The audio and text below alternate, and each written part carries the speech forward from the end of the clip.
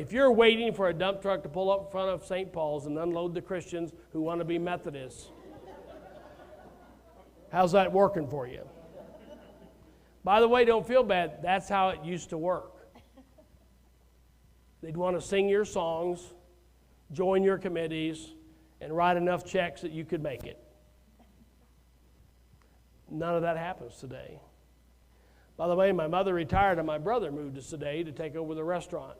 Grew up Methodist, confirmed Methodist. He's 35 years old when he does this. What do you think he did the first time he moved to town? Help me. He did not look up the Methodist Church. He had not been to church since confirmation. I don't know if you know this, we've lost 90% of all of our youth in the United Methodist Church right after confirmation. We confirm them. Think about your own church. We confirm them. Never did. I call it graduation. Now, I don't call it confirmation. We have graduation, and they're gone. He had not been back to church. Now, he believes in God. Nice moral man. No relevance to the church. Until his life fell apart about 3 or 4 years later, and he calls me and says, I wonder if I go up to the Methodist Church if the pastor would talk to me. So there was a seed in his head that said, well, maybe if I... So I want you to hear that. When somebody new walks into your church today that you didn't bring, which is probably most everybody who walks in, because most United Methodists invite somebody new about once every 38 years. So most people that come in, you didn't invite. You need to know something. They're not kicking the tire to see if this is their new church. And if you treat them that way, they will never be back again. People don't wake up in Albuquerque on Sunday and go, gee, I don't know what to do today, let's try church. If somebody just walks into your church on a Sunday morning, you need to hear this. Something's up in their life. And we're still treating most guests as though they're kicking the tire, wanting to know if this is their church. And they can feel that, smell it, and that's not why they're there. They're there looking for a friend. And if you're not careful, you're so busy with the friends you already have. Once they get past the greeter at the door, it's the loneliest experience of their life. Because there's actually something going on in their life. So you need to know that. So this whole thing, and we just hang out our shingle, which, by the way, you can't see your shingle. I don't know if you all know that. Your sign. You need a bigger one with lights that move. I don't know if you know that. They make signs that move now. As soon as something is not moving after 7 months, nobody sees it anymore. And oddly enough, you've got a beautiful church on the front side, except each time I've come, I've never been here in my life, I drive by it. Now, I'm a guest. I'm who you're looking for, right? So you just need to hear that. So every time I've come up here, even with my GPS barking at me, telling me, you're there, you're here, you're here,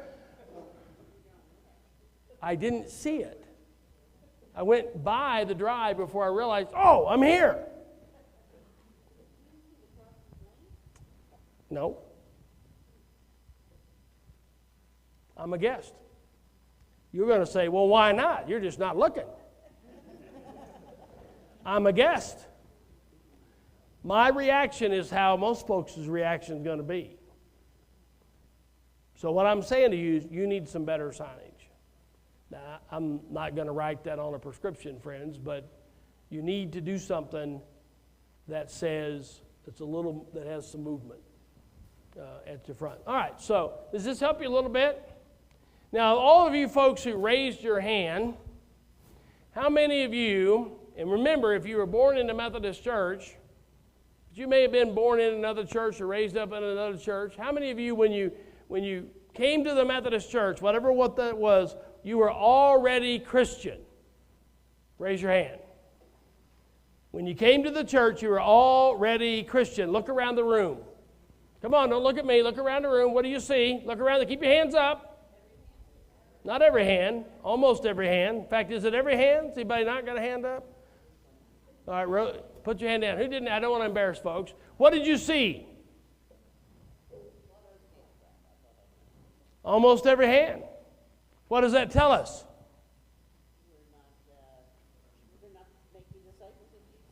We're not making new disciples. We are making disciples. We do that. You're the fruit of that. But we're not making new disciples. By the way, that worked in the age when everybody just stuck with their tribe. But friends, if you're not making new disciples today, you go from, by the way, you're on a 30-year decline. Do you know that? It hasn't mattered who the pastor was. I know some of you think you got favorite pastors that did great, but the truth is your stats tell me that you've gone from 700 and some in worship to 200. In 30 years, unabated decline. Even building the building didn't help it. It just, hadn't mattered who the pastor was, who was in charge, who was on staff. Unabated. We have got to learn to make some new disciples. And that doesn't mean staying out, hanging out in your building, hoping they're going to come in. Okay? Now, I don't say that to be mean. You're just where everybody else is, and we're all having to learn how to become missionaries in America. Because less than about 9% of your population in Albuquerque goes to church. You can either say you have had a colossal failure in Albuquerque, or my gosh, God has given you the best opportunity since John Wesley and Francis Asbury rode a horse. Which one are you going to choose?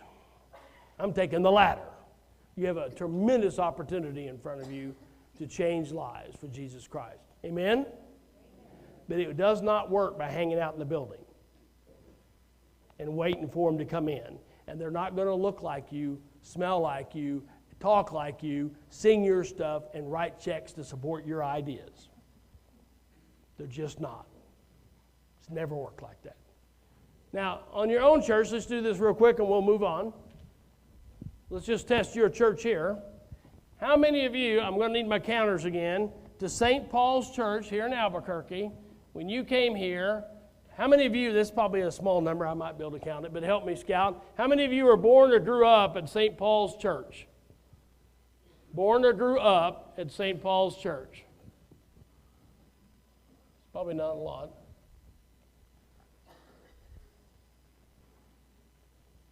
Four? 8? How many of you, I'm just guessing here, moved to Albuquerque from somewhere, and you're already whatever, and you just found the church on your own? Nobody invited you. You did it on your own. You drove by and saw it.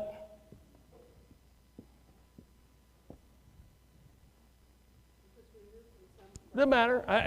Maybe you grew up here and you didn't go to church, but you decided on your own to try the Methodist Church here. You tried St. Paul's. You did it on your own. Nobody invited you. Nobody brought you. Yeah, okay, we added 2 more. 29, 15. Somebody help me. What? 44. On your own. Okay, how many of you married somebody that was coming to St. Paul's and you came over with them because that's the best thing to do? Anybody do that? Oh, 1. 2, sorry. All right, how many of you were specifically invited by somebody from St. Paul's to say, you should come to my church?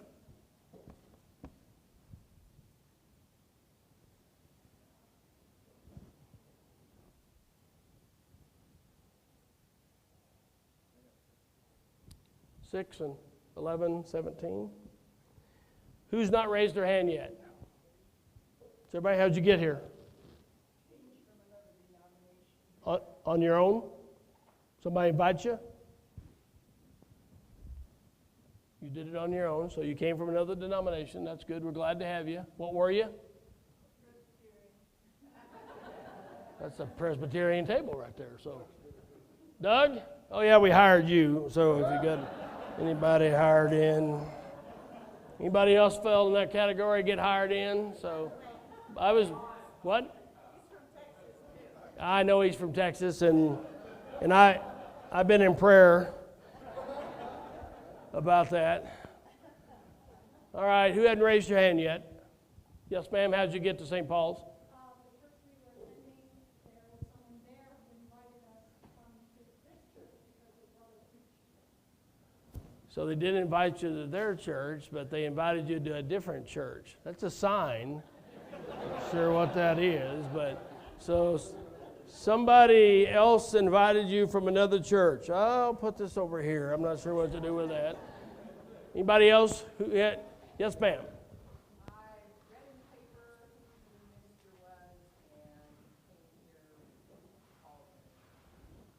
So it's basically on your own with a little bit of, was it an ad we took out, or was it just an article that's, okay. So we did a little bit on our part. Anybody else? Hadn't had their hand up yet? So, St. Paul's, we're done. Hey, give my help some appreciation. So, St. Paul's, what is your system for receiving new people? It's pretty complicated. Do nothing. Yes. Unless you figure out how to get some people to you, you will not be in business 5 years from now. That's my prediction. We'll be handing it to the bank. It'll make a great Walgreens. By then, I don't know if y'all know this. I mean, you've done a great job, where's my finance people, of refinancing your deal in order to buy some time. God bless you. You did the right thing. You need to know that, even it may have hurt some feelings. I've never seen the bond thing work very well across the country. You did the right thing. Let me just say this. And you bought some time. Otherwise, you'd already be going to the bank because you couldn't make your payments. You couldn't pay the bills. You bought 2 years to figure this out. The figuring out isn't, gosh, I hope we have 100 people figure out what wall to put the pictures on. Friends, that is not the problem. There's nobody coming in the door. By the way, this is true all across America. The only way people come indoors today is they come in with somebody. In fact, my guess is if I walk into your church by myself, it's going to feel like I joined a family reunion. You all have family reunions down here? You look at me like deer in headlights. Family reunion? Now, if you walked into the Farr family reunion in November at Thanksgiving when we have it, we're pretty nice people. But we'd look at you rather strangely. Right? And even though we may try real hard to welcome you, the truth is you wouldn't be family. And so yesterday, the number one thing I heard from everybody we interviewed 14 different people. We had a focus group last night. We talked to your pastor. Way across the board, by the way, I hear this in every church I've ever been in. I hear two things. We're the friendliest church in town. That's interesting. You have empty pews. It's not a sign of that. Two is we're a loving family. Isn't that the point? We should be a loving family. But in fact, you may be so much of a loving family that if you're not of the family, you can't get in the family. And I even heard some people say, I've been here 20 years, I still don't feel like I'm in the family. That's you telling that to me. Now, friends, that's because what? Most of us grew up in a tribe. We know the customs. We know how it works. We're comfortable. In fact, that's the other thing I heard yesterday. It's a really comfortable church. In fact, I'd tell you, you're so comfortable that nothing's happened.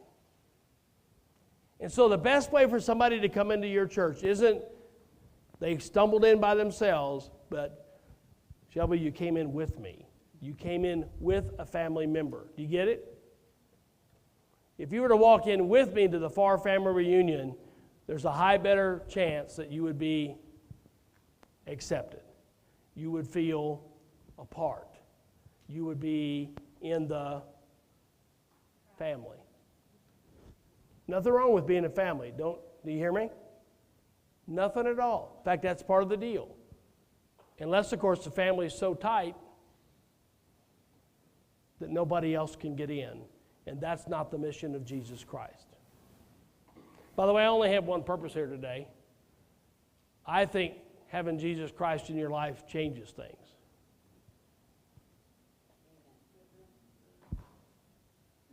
And so I think the church's mission is to help people know that. Our mission is not to be a fellowship. Our mission is to change people's lives for Jesus Christ. One of the surveys you all did, the number one priority you all feel like, I want it to feel like fellowship. Fellowship's nice, but friends, that's not the mission. The mission is bringing people to Jesus Christ. Now, I don't tell you this to be bad. This is mostly us, so we've got to learn how to do differently than this, or we're just simply not going to be here. Let's go to the next slide. All right, so I put a big sheet of paper on your table for a purpose. If you may have to move the decorations around so that you can do this. Isaiah 49. By the way, the problem with the prophet is by the time they come and tell you what they're going to tell you, it's too late. So here it is. You know what happens here? What's he tell them? To the Israel people. You know, I'm going to have to just send my own son. That's a pretty big step. I'm just going to send myself. And that works out pretty well in the New Testament. Jesus has a great 3-year public ministry, and then he goes to, in chapter 16, maybe you've read it, he goes to the finance committee meeting up at St. Paul's United Methodist Church. And they're having to refinance and do some things, and Jesus, so by the way, on the way to the finance committee, he walks through the fellowship hall, and they're having an annual bazaar. You remember this story in the Bible? They got tables out everywhere and stuff going, and I know you all don't do this down here, but in Missouri they have these big bazaars and garage sales trying to raise money from the very people we're trying to reach, but you know, that's a different problem. And Jesus walks through all that, and he gets to the meeting, and he gets a little upset, remember? Turns over everything, gets to the meeting, the finance committee meeting, and it does not go well. In fact, if you read it, Jesus leaves the meeting abruptly. That's not a good sign. After the meeting, you know there's always 3 meetings, don't you? You've already had one today. That was the meeting you all had in the parking lot before you came in wondering what in the heck is this guy going to do today. And then we're having a meeting, right? And then the meeting after the meeting, which you'll have this evening. And that one actually, in the Bible, we don't have the pre-meeting. We have the meeting recorded, but we actually do have the meeting after the meeting recorded in the Bible. Do you know what it said? The chief priest gathered outside the temple after the finance committee meeting, and they had a little discussion about this guy Jesus. You know what they said? What? How are we going to get rid of this? Need to call the DS and get us a new one. And by the way, be careful when the church decides to do something. Some scholars say within 3 weeks, Jesus Christ, Son of God, is hanging on the church, on the tree, dying. So a lesson for me there is never go to the finance committee meeting at the church. You need to keep that in mind, Pastor. Bad things can occur.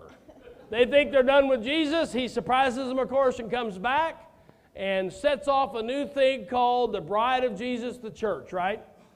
This new kind of idea that this is my new tool to reach people, and they do pretty well for a while until the Apostle Peter gets the idea it's only for the Jewish Christians.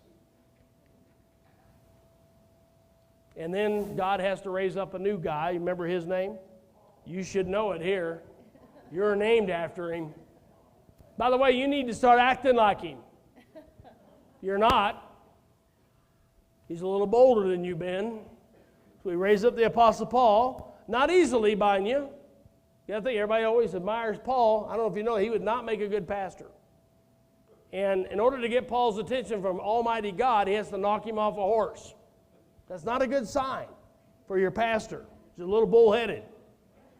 And Paul takes off and does his thing. And we would not be here except for the Apostle Paul. The Apostle Peter would never gone to anybody but the Jewish, but he went to the Gentile people, and even Paul runs into some trouble. And after Paul's time, the church gathers in chapters 4 and 5 of Ephesians. Do you know what it says? It's called the principle or the priesthood of all believers, where we have this little rendition, and 4 and 5 talks about what the church is supposed to be, where it says everybody is a minister. Everybody's a hand, feet, eye. Everybody has the gift of the Spirit. Not just the clergy, but everybody's engaged. And when everybody's engaged, the Church of Jesus Christ comes alive. And finally, in Revelation 5, I know as Methodists you don't read that book much, but if you were to read it a little bit and get through the decoding of it, you would discover that in chapter 5, God has this wild and crazy dream that everybody would kneel down, confess Jesus Christ as Lord and Savior, that everybody would come home to God. You see, friends, there's this little theme in the Bible that God will do whatever it takes to bring everybody back home. Everybody. And the people, us, have a tendency every so often to turn inward and think this God stuff is about us. When the reason we were created in the first place was to be a light on a hill, a city for all to see and all to come. That's the purpose of the church. And so, friends, I think we're called back to that. I think we're in a time of transition again. These are long years in between these places. Phyllis Tico, who's a professor at Perkins, says that every 300 years or so, God has a garage sale. I hate garage sales. You remember what happened about 300 years ago? Who knows their history? Was it? Reformation. A little thing called the printing press appeared. You know who opposed it? The church. Sure wouldn't want to hand a Bible out to everybody. I had a lady stand up with me the other day. I was reading my Bible from the phone out loud. She got up in my face and said, "That is not a Bible." And I'm thinking, wow, that must have been what they did at the Reformation. You can't print that? By the way, this is the only hope that Methodists will ever carry their Bible back into church again. It'll come in on your phone. I don't know if you know this. We used to carry our Bibles to church. We were called the people of the book. It wasn't the book of discipline, by the way. It was the real book. It was the real book. So Reformation, and God started over, did a new thing. Phyllis Tico says, well, here we are, 300 years later.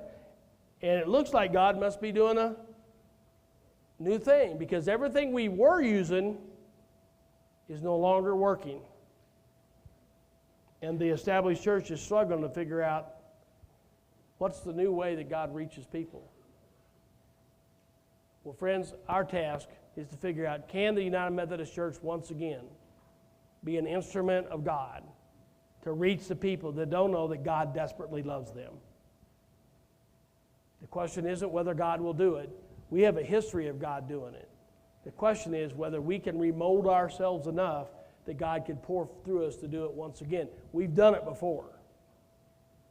We raised up America. Y'all know that. It was our circuit riders and Baptist circuit riders that formed up this country, raised up this country, brought the middle class into existence, brought public education, brought hospitals and nurses and teaching. It was our group that brought women into ministry before anybody thought about it. It was our group. Are you with me?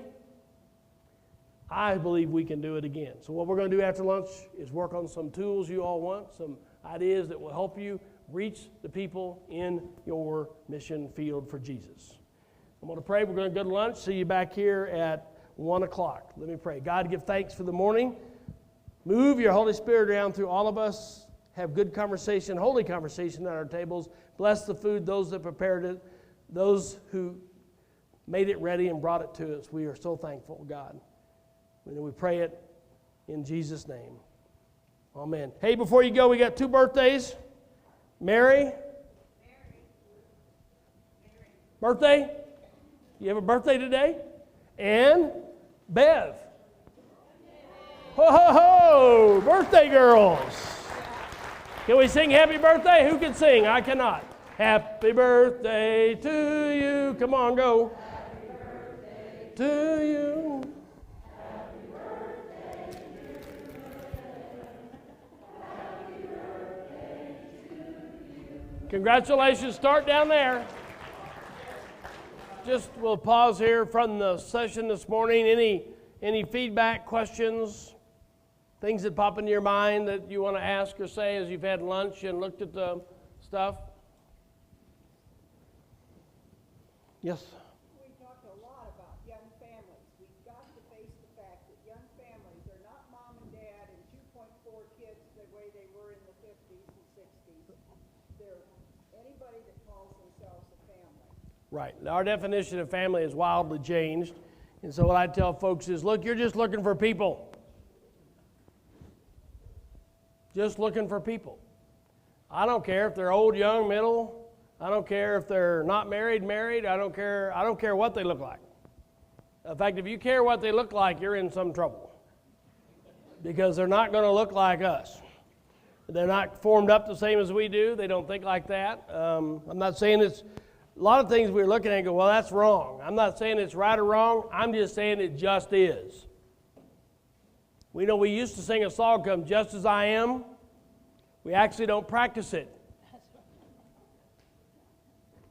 We actually don't practice it. So we need to practice just letting people be who they are. And the problem with Just As I Am, people go out just as they were. You know, we're supposed to go out different. Supposed to go out different. So we just need to let people be who people are, whatever form they put together. Somebody got after me in my last year of ministry and said, well, everybody, I like to have weddings at the church. I had 25 weddings the last year I was in ministry at the church, and we didn't charge very much, which made the trustees crazy. But I always thought that was an opportunity to get people into the church that I didn't know, as long as you follow up. So I found the best 2 ways to grow churches were funerals and weddings. Sounds kind of weird, doesn't it? But I found that we followed up with funerals in a way nobody else did for a year, and we met a whole lot of people that don't have a church home. And it doesn't happen just because they come have a wedding at your church. That's where we make the mistake. If you don't have an aggressive way to follow up for the following 12 months to 14 months, there's no need doing it. By the way, that's true about anything. In fact, if you come to the Get Their Name thing, one of the mistakes we make is we pull off a great outwardly focused event, we get people there, but then the next week we forgot about it. We don't follow up. And you've got to build relationships with people. And that's not a 3-week deal. I've learned some hard lessons. Also learned that the people who put together whatever project you're putting together are rarely the same people who will follow up. First off, they're exhausted from putting together the whatever. And secondly, put together people rarely are follow-up people. You have project people, you know what I'm talking about? They love to put together a project. They don't really want to meet anybody. Are you with me? You know, I've met some people that try to meet people, they'd be better off not. You met those people before? You know, one of the things, if you're going to run an effective church is you figure out what people have gifts in and you let them do that. Don't try to make them do something they're not gifted at. So it's like Vacation Bible School. If you have Vacation Bible School and you get 30, 50 kids, they're not your kids, and then your way of following up is put them on the newsletter, which is bad. In fact, if you want to not have kids, put them on the newsletter list. And the next time you really follow up is invite them to Christmas. And then you wonder why they don't come.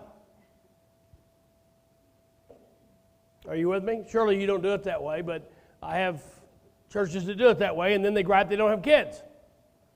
Well, lands of mercy. Read your epistle through the eyes of a 5-year-old. Do I need to say any more? In fact, you need to update that whole thing anyway. That looks like a church from 1958. I probably just offended you. But friends, in fact, one of your difficulties is how I've heard all weekend, this is all weekend, we don't communicate well around here. Well, gee whiz, friends, your website does not look good. Your Facebook's non-existent. You don't have a Twitter account. You don't stream your services. You don't even have a way for me to see your service online. Your epistle looks like 1958, and you're still trying to put things on bulletin boards. Other than that, your communication systems are well in order.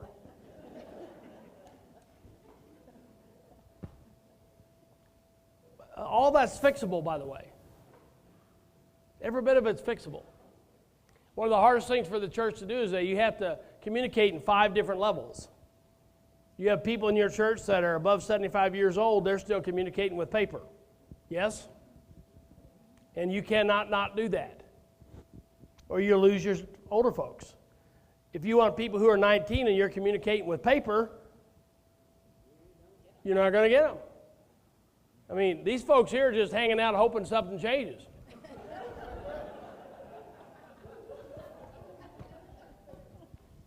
It's true. I mean, we just, if it's not moving or twittering or something, it ain't going to work. So you've got to get more aggressive and have multi-levels all the way from we've still got to do print stuff to how do we do social media? What is our social media presence? In fact, I'm off track here. I got to get back on the deal. But you wanted specifics? You shouldn't have to have somebody like me standing here telling you this. When a guest comes to your church and you physically see them, you need to know that's not the first time they've come to your church. The first step for 90% of guests is onto your web page or onto your Facebook. That's the first step. And they're going to decide from that whether to come onto the property physically. You go look at your web page through the eye of a guest. Your web page doesn't move. Now, if you're doing the web page, don't get offended. I offend people all over the country about web pages. It doesn't move. It's a bulletin board in the sky. Might as well not have it. Actually, you'd be better off taking it down. Because if a young person gets on that, what does it say to them? Old church. And that's not what you're trying to say, I know that. It's not our intention, I know that. And whoever's doing all that kind of work, I am confident you're putting a lot of work into it and a lot of time. But friends, there comes a moment when you have to ask, is it working? It's not. Your whole realm of social media at this church is almost non-existent. And yet that's where most new people who've never been to church for first step in. And they will judge your church by that as to whether or not to ever come see you personally. Fix it. Now, it's an easy thing to say, but that's like a time monster. Anybody do this stuff? You know what I'm talking about? It is a time monster. It's not easy. It's easy to put it up there, and then within 2 seconds, it's behind. It's a time. Most churches don't commit enough time to it, and we need to rearrange staff time so that people actually have time to do the new kinds of things you need to do and stop doing some other things. So it's so easy. It takes up so much time. It's astounding. We're in an information age. It's a monster. But you've got to fix that. And you're in a different position where you have to keep doing some paper stuff if you want to communicate with some older folks. So it's not devaluing the paper stuff. It's just we got to do some both and on that kind of stuff to do it. All right. Questions? Other questions or thoughts from this morning? All right. Just jump back in our slide. So did they talk to you all about life cycles? Have you all done that with Sherry much? Yes, some. So I'm going to spend a whole lot of time here. All churches have life cycles, including yours. We all have a life cycle. I'm on the downhill of my life cycle side. Looking at some of you have gray hair. You're with me and traveling down that. But churches have multiple life cycles and can go through a kind of a dying and rebirth time. So what we're trying to do through the process of the Healthy Church Initiative is to kind of rebirth a new life cycle. Let's go to the next slide. Now, how you figure out where your church is on the life cycle is I have a Mustang. Anybody give me a hurrah for a Mustang? It's a 2006 GT with a Cobra package on it. It'll do 125 mile an hour and a quarter. It's a little frightening, but it's fun. And so this is my Mustang. I should keep my day job, don't you think? So one of the things that you're trying to figure out on a life cycle, which is this, is what's at the driver's seat? What's actually driving your church? In most churches, what's driving the church is either personalities. You'd be thinking for yourself, could be all of it. Could have somebody's driving it, some set of personalities. It's people who have been here a long time. Sometimes what's driving the church is the building. Sometimes what's driving the church is traditions or past things that we used to do. A lot of times what's driving the church is simply the calendar. We go from one event to the next that we've always done, trying to figure out how to manage the next event. Are you with me? So we're just simply living by, well, we did that last year, so are we going to do it again? And that's sort of the plumb line. Is, are we going to do Vacation Bible School again? Are we going to do the Christmas play again? Are we going to, and really what's driving your church isn't a vision, but rather, well, that was on the calendar last year. And probably the only reason it comes off the calendar is either the people who used to do or died, or we've just run out of time and energy and we pull it off the calendar rather than strategically ask the question, is that the right thing to be doing? And so calendars, so every church has something at the steering wheel of my Mustang. So cut the top of my Mustang off. Churches that are going up, this is the life cycle, up the life cycle, what's at the steering wheel is the vision of the church. Now, I'm going to assume we know what our mission is. Do you all know what the mission is? To make new disciples of Jesus Christ. That's for the transformation of the world. That's the United Methodist mission statement. You are a United Methodist Church. Yes? That's your mission. You don't need to have a committee. You don't need a study commission. You don't need a Bible study about it. In fact, actually Jesus says a couple of things about this in several different places. That's our mission. So I'm assuming that's your mission. The vision, that's just a definition of vision. People define vision differently. But I just define vision simply as, okay, that's how St. Paul's is going to accomplish the mission. That's my definition of vision. Aha! That's how you folks are going to do the mission. Now, I can tell you, standing here without even knowing you, that's the mission. I don't need to know that unless you don't want to be a church or don't want to be a Methodist church or don't want to be biblical. That's the deal. What I can't stand here and tell you is what your vision is. That comes up out of you. That's you saying, aha, if that's the mission, therefore we're going to get to that this way. Does that make sense? Here's how we're going to do that at St. Paul's. And that has to be through your all's holy conferencing, through the Spirit, through some work, through the mission field you're in. I cannot stand here and tell you, here's your vision. And neither can anybody else. And it takes a team of people. Now, if it takes you 90 days to find your vision, something's wrong. I've seen churches spend a great deal of time on this, get it up on the wall, and nothing changes. So I've never seen a church grow because there's a vision statement hanging on the wall, printed on the bulletin. But here's the other side of this. Every church I know in America that is a vital, competent, growing congregation, they deeply understand their vision. They align their staff by the vision. They align their budget by the vision. They align their time by the vision. They align their activities by the vision. If you come up to Woods Chapel Church in Lee Summit and say, hey, I want to do X and O, and Carla, you do that, the first thing Woods Chapel's going to say to you, that is great. Here's the questions I need to ask you. Who's going to do it? How are you going to pay for it? Does it fit the vision? You hear me? If they can say, well, Bob, Carla says to me, I got these 10 people going to help me. I've raised the money to do it, and this is how it fits the vision. There's a pretty high chance that church will be a permission-giving church. Say, well, go for it.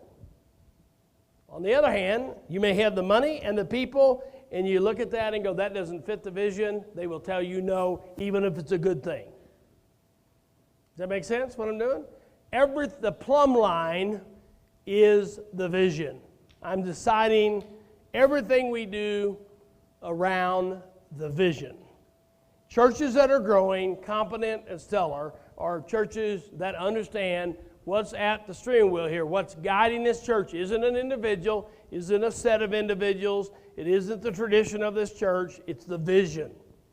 And why is this our vision? Because this is how we're going to accomplish the mission at this church. We turn things down because of the vision. We say yes to things because of the vision. Now, my first church that I started, I had a really stupid vision. You can have those. It was said, we're going to be a normal church for normal people who normally don't go. Problem with the word normal is I don't know what that means, but that was our vision. We actually lived with that for quite a long time. And what it caused me to do when somebody would come in to worship on Sunday and go, well, this isn't acting like a normal Methodist church, we'd go, yes! Well, we want a normal Methodist church. Well, that would be First Church downtown. Our mission is to reach people who normally don't go to church. We judged everything. We had values under that. We set 3 goals a year based on that. One of our values was kids first. Doesn't that sound sweet? Kids first. It was the craziest thing we decided at a board meeting one day. Okay, at this church, kids first. Works well until you get in a conflict over space. And so I had an adult Sunday school class that was using up some really good space, like the space right here. And we decided we needed that space. We have 2 choices. We had kids that needed the space or adults. What did we do if our value is kids first? Sounds great unless you're the 25 adults being kicked out. But we kicked them out. Why? Because we had voted our number 1 value at this church is kids first. Kids first. Everything was measured around kids first. So if you weren't a kid, you're in trouble. By the way, there's a great new book out called Think Like a 5-Year-Old. I really like that book. Really, I think it should be Act Like a 5-Year-Old. I'm good to go with that one. But anyway, that's a sidebar. I read it on the plane coming down.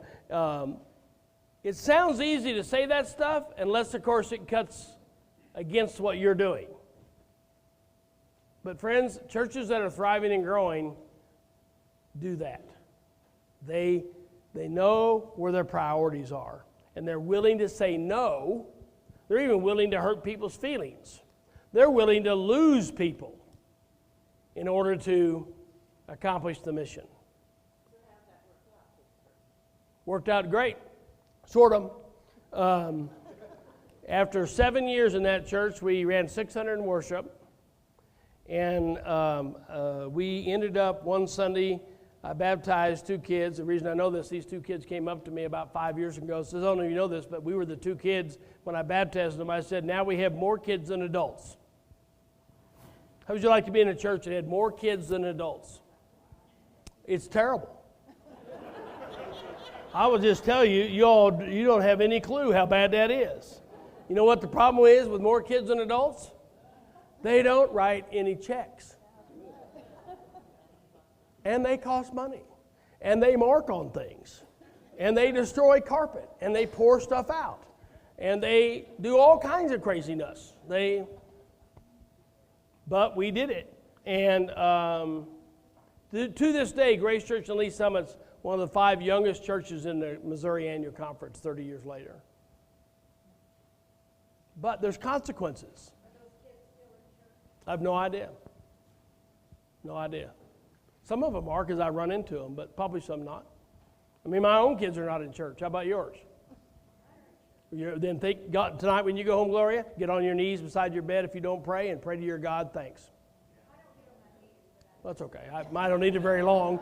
I do get on my knees once.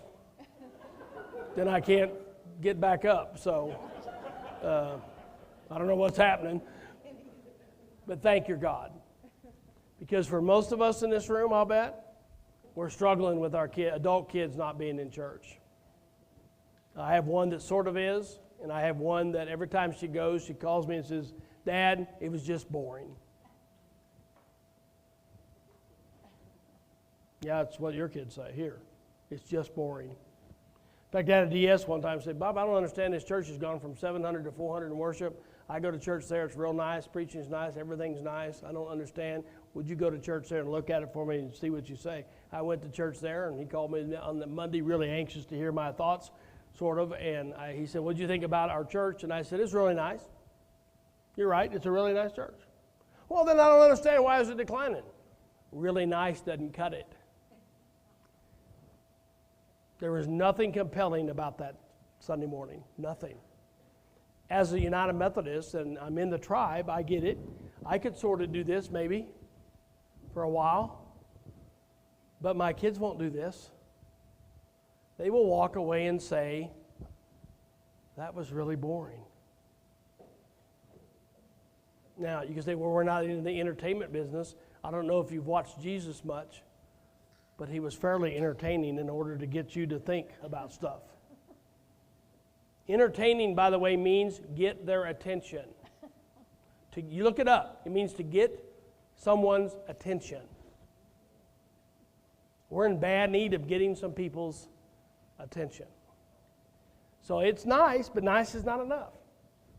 You're nice folks. Most Methodists, I've met a few that weren't. I've met some that were ornery. I've met some, every church I've ever been in has some controllers, and you have some here, I'm sure. It may be you. I've met some, in every church there's some contrarians. No matter what you propose, they're no. I'm in St. Louis that has more, probably, maybe you have more than we do, more engineers per square inch than any place I've ever been in my life. And their first answer to everything I ever came up with was no. Mostly they thought I hadn't thought it out, which could have been somewhat true. So I learned to get some engineers on my side to go think it out. So when I said it, they brought the details. That helped a lot. But friends, I've had all that. And there's always people who are, I've seen church bullies. All churches have all these things. That doesn't, it just really means you've got to work hard to get your vision going so that you don't get controlled by those folks. And by the way, if you're one of those folks, we're glad you're here. And most of those folks think they're defending the church, and they sleep really well at night. But the truth is, we will choose relationships that we already know over the mission of Jesus Christ almost every time. And sometimes when you choose the mission of Jesus Christ, it offends the ones you know. And it's really hard to do. So one of the hardest things I had to do at Church of Shepherd was watch lay people say to other lay people, Brandon, stop it. We had to do that. I had to have a lay leader walk around to some really great people that gave good amounts of money and look at them and said, love you, but you got to stop. That did not go over well, by the way. And it was the hardest thing in the world on my lay leader who had known, I'm just picking on Brandon for an example, had known Brandon for 20 years. Loved Brandon, but Brandon was acting badly. And the best thing, actually what turned that Church of Shepherd was when lay people started looking at other lay people and said, stop, we're going over here. You coming? If you're not, there's other churches. I learned the hard way, we're not jeopardizing anybody's salvation. They're simply going to a different part of the body of Christ. And sometimes people, when they get together, they become less than who they ought to be because of some dynamic in the room. I've never grown a church where I didn't have to lose a few people. If you follow the HCI prescriptions, you'll lose some people. You just will. Never not seen it. Maybe not many. Maybe you'll be the first one. And if you're not careful, though, you'll choose the value of those you already know over the mission of Jesus Christ. You will accidentally choose fellowship as the primary goal over the mission of Jesus Christ. And it's hard. This is hard work. Because you're where you're at because most of you are comfortable with what you do. And I'm going to ask you to do something different. For people you don't know and a result you may not see. And that's hard. It's hard. It's like going into my grandmother's house and telling her she needs to remodel. I can let you know how well that turned out. Vision in the driver's seat. What's in the driver's seat at your church? What competent churches do is relationships are in the passenger seat up front. And that is our relationships with each other. And the truth is, the reason people come to church are what? Relationships. In fact, when I looked at all the stuff you all filled out and the stuff you've got up on here, really the number one overriding thing is my relationships, right? We're a loving group of people, and that is primary. But if you're not careful, the only relationship you're worried about are those you already know. And your risk as you're not a Methodist Christian is you'll spend the rest of your life hanging around with people who are already Christian. In fact, when I do this a lot of times up north, not true if it's true here, I'd say to folks, well, go find somebody that doesn't go to church. And people will say back to me, well, everybody I know goes to church. Well, here's what I've got a news flash for you. You need to get some new friends. If you can't find people in Albuquerque who don't go to church, I'll bet I can go tonight and find them for you. What do you bet? In fact, you're having a car show, right? Up at the deal. I guarantee you there's non-Christians with their fancy cars up at your hotel tonight. In fact, I met one of them in the lobby this morning because I was talking to him about his car. I like cars. Relationships are key, but it can't just be yours. When somebody new walks in the church, they don't just need you to be friendly, they need you to become their friend. But you don't often, or we don't, because we'll come back to this, my friend block's full already. The reason I came to church today was to see my holy huddle. And you've been trained to be nice for 3 seconds. Oh, welcome, good to have you here today. Back to my huddle. Am I close? It's just natural.